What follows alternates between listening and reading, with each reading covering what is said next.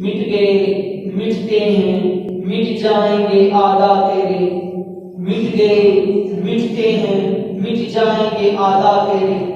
نہ مٹا ہے نہ مٹے گا کبھی چرچا تیرا۔ خدا اہل سنت کو آباد رکھے، محمد مصطفیٰ صلی اللہ علیہ وآلہ وسلم کا میلاد ہوتا رہے گا۔ ماہ میلاد کا مہینہ ہے، حضور صلی اللہ علیہ وآلہ وسلم کی آمد کے حوالے سے قرآنی آیات، کہ وہ آیات مبارکہ کے جن میں حضور کی آمد کا ذکر کیا گیا ہے،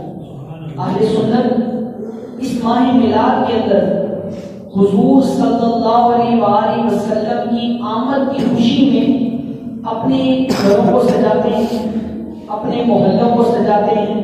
اپنی گلیوں کو سجاتے ہیں، مساجد کو سجاتے ہیں، خود کو سجاتے ہیں، اور اس کے ساتھ ساتھ محافل میلاد کا انعقاد کرتے ہیں۔ حضور صلی اللہ علیہ وآلہ وسلم کا میلاد جو ہے یہ اس کا اہتمام اپنے گھروں میں کرتے ہیں، اور اس محفل میلاد میں ہوتا کیا ہے؟ حضور صلی اللہ علیہ وآلہ وسلم کی ولادت کے واقعات، حضور علیہ السلام کے کمالات، حضور صلی اللہ علیہ وآلہ وسلم کے معجزات، حضور صلی اللہ علیہ وآلہ وسلم کی شان پہ جو حدیثیں ہیں ان کو بیان کیا جاتا ہے، حضور صلی اللہ علیہ وآلہ وسلم کی شان میں جو آیات ہیں ان کو بیان کیا جاتا ہے، کہ ان ساری چیزوں کو ملا کے حضور کی تعریف کی جاتی ہے،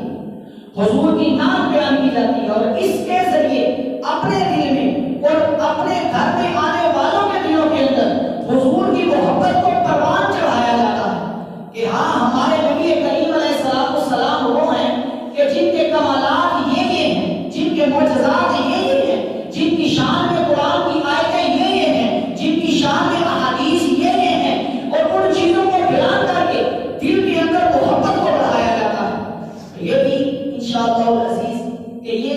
نہ مٹا ہے نہ مٹے گا کبھی چرچا تیرا۔ اس کی وجہ کیا ہے؟ اس کی وجہ یہ ہے کہ حضور صلی اللہ علیہ وآلہ وسلم کی آمد سے پہلے ہی حضور کا چرچا ہونے لگا۔